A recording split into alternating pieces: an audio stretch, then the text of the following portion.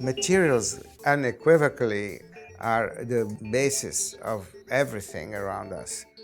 So, why not spend more time and energy and attention to the study of these things?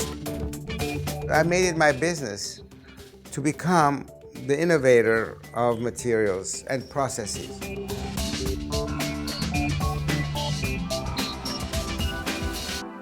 It seems that my blood had design running through it, even though I never went to design school. I came from Egypt to America in 1957. I went to NYU because on the bulletin it said it was close to Broadway, so I thought, hey, live it up. I visited friends that we knew, business friends, and it happened to be a firm that did architectural hardware. And they offered me a job while I was a student. I was really a junior specialist in architectural hardware from Europe because that was my father's business in Egypt. My father's business was a general merchandise, so they sold just about everything. It's a mini department store. But I didn't let myself get stuck doing architectural hardware. I was lusting, walking the streets at night, visiting gift shop windows and design stores. Herman Miller had a store called Textiles and Objects on the east side. And I would go and look at the 5-6 items in the store that accessorized the space.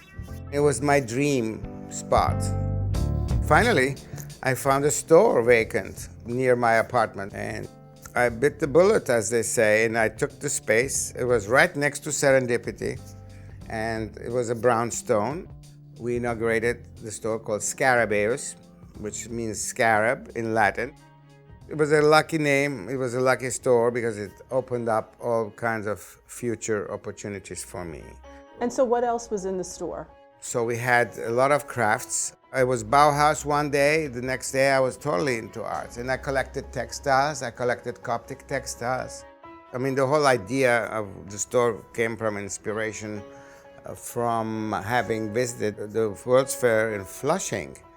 I discovered the Vatican Pavilion designed by religious artists, and it became a very strong basis of my product development. And the collection grew, and the second floor suddenly became an outpost to do bigger things. Before you knew it, I had a showroom right here on Fifth Avenue, and I was discovered by Milo Baughman, who was a big name in the industry, was designing for Directional. Before you know it, I had a shop in Thayer-Coggin in High Point, and it was called something else. By this time, there was a company called Cartel that was selling mirrors and lamps. I became the Cartel man. I was selling now Cartel plastics to Macy's. And then I had these little spies coming from Bloomingdale's because I was half a block away from them. So a year later, we opened a shop at Bloomingdale's. But it was not just Cartel, it was Italian design. We produced and expanded, and we got to Atlanta, to Chicago, to Dallas, to every department store.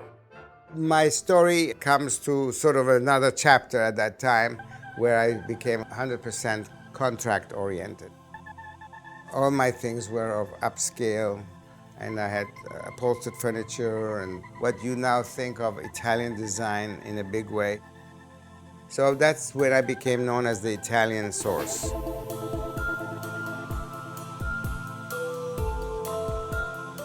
About that time, Steelcase was looking to upgrade their image in terms of the A&D community.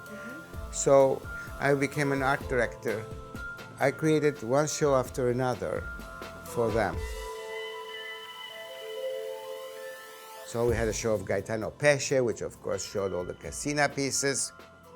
Asked Jeff Osborne to come and curate Mondo Materials, which was an exploration of materials by all the conoscenti, all the people sitting around us today, designers, architects, So we invited them all to submit a panel. We said, put on any material that you think is hot or important in your work today. So amazing. After 3 months, we were showered with amazing. I have never, ever experienced the same kind of sensation as opening up these crates. Obviously, it was quite a bit my inspiration after 10 years. We needed a place for materials. And that was really the birth of Material Connection. This is the area where most members or visitors come. Yeah. There's sort of a mixture of different materials, different categories. What is this, George? Recycled dollar bills. Show me the money. Show me the money. When we first opened this very beautiful library that Steelcase was generous enough to fund it, and the traffic was enormous. It's amazing the variety of design and technology combined. Because a lot of them are very good looking as well. Yeah, this is great. So each of these exhibits are usually technology minded, and we like to circulate them to our other offices around the world. So I made it my business to become the encyclopedia of innovation and in technology and in knowledge. Beautiful texture. Now, whether you're a fashion designer or a book, it could be a book cover, Yeah, it could be for walls. Yeah. That's the most important part of Material Connection, where you take a material and you look at it in a neutral way, and then you let your mind expand. Could be anything. My passion for materials came from over the years training in the building industry, my love for textiles. And until today, I don't want to know about the technology. I just know that it's there. If it got produced, it's because it has intelligent and innovation aspects. We mimicked the original Mondo Materials, and we made one for New York architects. We made the original green show. But a lot of these things became very interesting topics that people thought about. And then we were able to take all these and synthesize them into lectures. Even some of them became books. It took only really 10 years before we have 5 libraries around the world, and now suddenly 8 or 9 or 10 this year. And then the next major growth is the schools. It's really becoming a very interesting new phenomenon. It's a new business that never existed before. My interest is to provoke people to think, and that's basically the idea of what Material Connection is.